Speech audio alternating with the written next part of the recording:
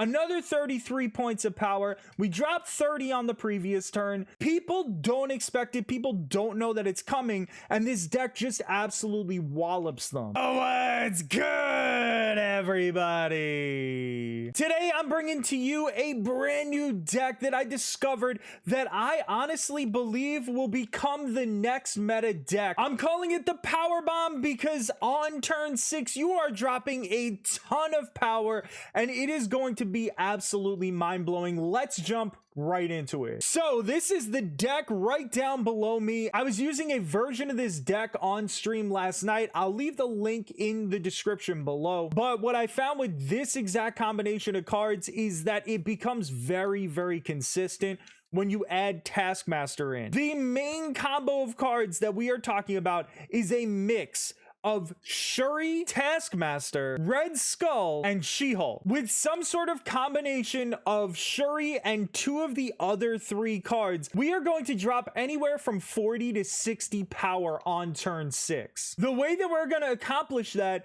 is by dropping Shuri on turn 4, with the intention to drop Red Skull and then She-Hulk on turn 6. So in most scenarios, we are actually skipping turn 5, which ends up causing your opponent to believe that you're about to drop Infinite, and you're not going to be able to actually win 2 locations. A lot of times with this deck, we're actually kind of behind until the last 2 turns, which causes us to be able to get 8 cubes constantly. The thing is, if you don't have She-Hulk in your hand, well, then you could still drop Red Skull on turn 5 after using Shuri on turn 4, because then you're gonna copy him with Taskmaster on turn 6. Red Skull's gonna be at least 30 power on that last turn or on that 5th turn every time we do this. But if you drop him in some place like Shuri's lab or some other location that's gonna give him plus power, then Taskmaster is just gonna copy all of that power. So there's plenty of times where Red Skull ends up as a 60,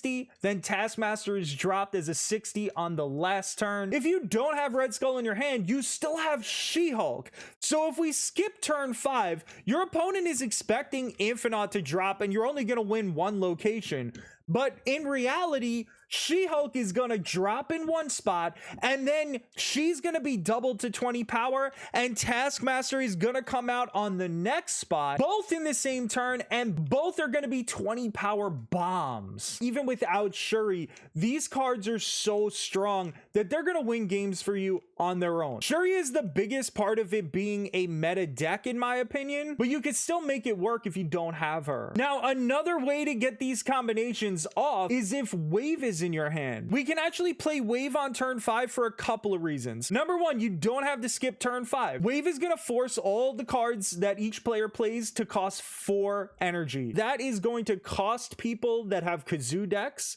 That's going to cost people that have Sarah decks. You're forcing them to only play 1 card on that last turn when they were expecting to play multiple cards. But you're also not hindering yourself from playing the 2 cards, because once Wave comes out, you're only spending 3 out of the 5 energy on turn 5, and that 2 extra energy is going to be deducted from She-Hulk's wave cost. So you're still going to be able to play She-Hulk and then Taskmaster, or you're going to be able to play Red Skull and then She-Hulk. There's just a ton of different ways to get both She-Hulk and Red Skull or Taskmaster out on that last turn. Just keep in mind that when you're using Wave on turn 5, you won't be able to double those cards on turn 6, because Shuri's gonna have to be played right before one of them drops. And let's say you run into the very rare situation that you're not drawing any of these guys. Typhoid Mary is great with Shuri. Yes, Mary has a massive drawback, but that's where Zero comes into play and takes away the abilities off of her card. Zero also works really well with Maximus. He's gonna take away your opponent's card draw, and with Lizard, where his ongoing power won't be minused if your opponent fills up that entire location. And how are we protecting these huge cards? Well, we're using armor, of course. You guys all know armor is going to protect those big drops. And we got Cosmo. Obviously, you won't be able to drop Taskmaster into Cosmo's lane, but you will be able to safely put Red Skull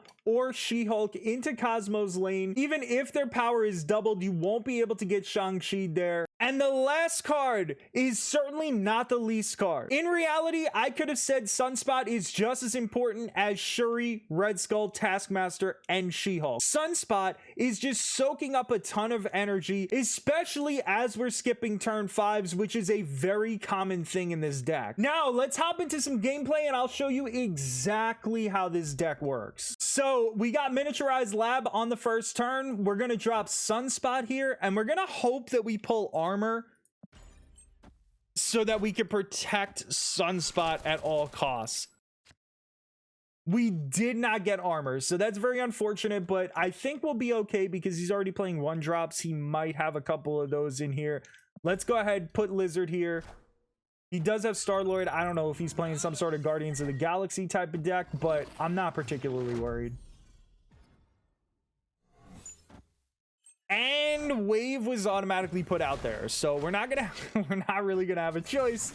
Wave is Wave was played for us and nobody could play a card. Okay, all right, I see what you're doing here, Second Dinner. I get it, I got you, but that's okay. We're still gonna soak up that energy with Sunspot, so that's a W. I guess Wave carried on to the next turn. All right, we will take that. We will take that. Unfortunately, we didn't pull Shuri, but that's okay. It happens. We're going to go ahead and drop Typhoid Mary in this middle location. I'm not a huge fan of usually dropping her early on, but you know what? We don't have any other choices. We don't have much going on. We might as well dump her there. She's going to get +3 power. He's probably not going to have better than 10 power here, but he might. Who knows? And our guys are all super strong, so even if they lose the -1, it's not a big deal. So he's Spider-Woman's Wave, which I also minused power. Okay, we have Taskmaster, She-Hulk, and we have Typhoid Mary out there already. We are ready to show off this combo. We're going to go ahead and snap it, and we're just going to straight up end the turn, and he's going to be expecting Infinite, so he might actually snap back on the last turn, or he might just leave right here. I don't really know. He's probably thinking about it. No, maybe I should Shang-Chi. I don't know. Let's find out. Angela Groot. Nope, we didn't play anything. You weren't expecting that now, were you?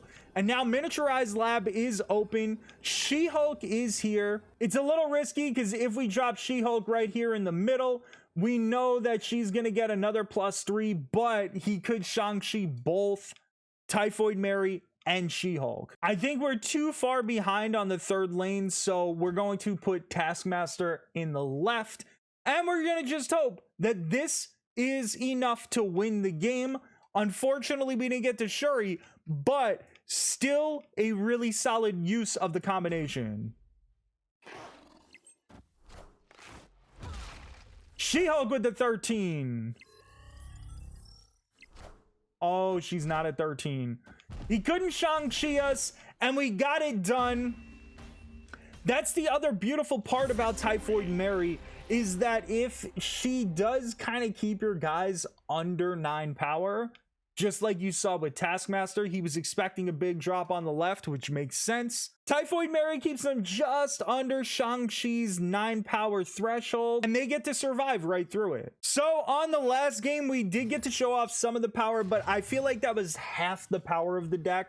We didn't get a chance to draw Shuri, but that's good solid proof that you don't need Shuri to win the game. I don't mind dropping Sunspot into Sewer System, to be honest with you.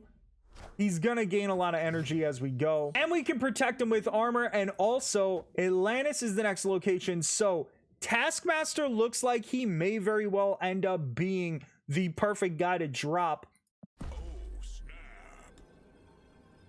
He may very well be the perfect guy to drop in Atlantis, so we're gonna go ahead and snap right there. We're getting ready. All we need to do is draw Shuri in the next 2 turns. And all our plans have changed now that the Nexus is here. As a result, we are going to straight up only play in the Nexus. We don't have Shuri yet, but we're going to drop Cosmo directly in the Nexus because we are getting ready. Oh, what perfect timing. What perfect timing. Oh, he's so sad right now. He's super sad. And we got Shuri. We had already snapped.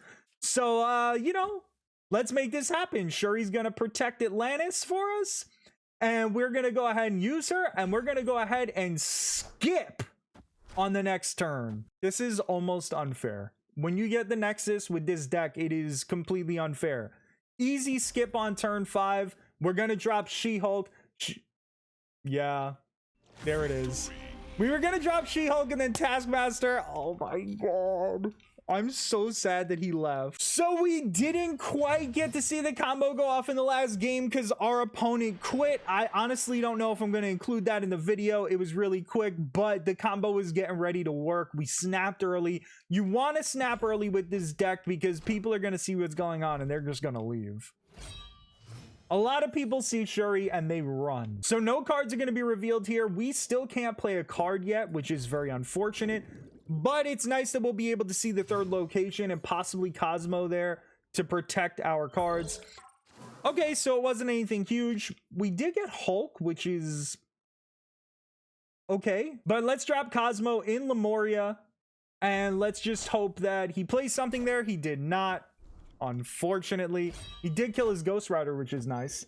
But now Cosmo is here and our opponent doesn't really have much of a choice. He's kind of getting screwed over a little bit. So we're going to get ready. The combo is literally in our hand, to be honest. We don't have much protection, but we do have the combo in hand. And when I have it in hand, I'm snapping. I'm just doing it. Let's go Shuri. Then we could do Red Skull She-Hulk on the last turn. And I think we're going to be in pretty solid shape. Plus, he's playing a lot of his cards in the middle, so we kind of know what his power is going to end up with. Morbius is a little bit scary to deal with, but I'm not particularly worried. So, like I said, there's different ways to go about this deck, right? I think the best way in this situation is that we are going to drop Red Skull right here in the hub. He's going to be 30 power. He's not going to be able to get killed. And then we're going to have Taskmaster on the last card be able to duplicate all 30 of that power. He put out a single swarm, which was 3 power compared to our 30. Oh, Lord. He's going to be heartbroken. He's getting ready to be absolutely heartbroken. We're going to put 0 in here on the left just to kind of add a little extra power. It's not really a big deal, but Taskmaster 0 is going to be ridiculous. Plus, he reveals first. We're about to have a ton of fun. Get ready for 60 power over the last 2 turns. 63 power, actually. He's going to quit. Oh, no. He's not quitting.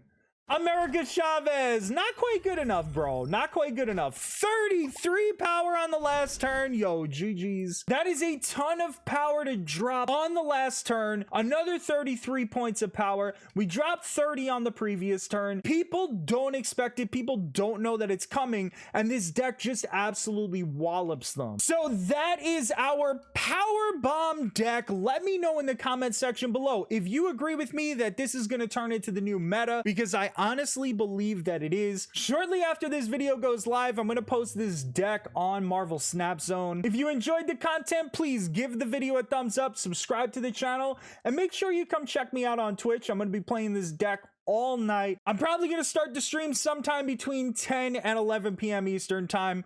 Sometimes I get delayed. I try to start it at 10 o'clock though. Thank you so much for watching, and I hope you have an amazing rest of your day.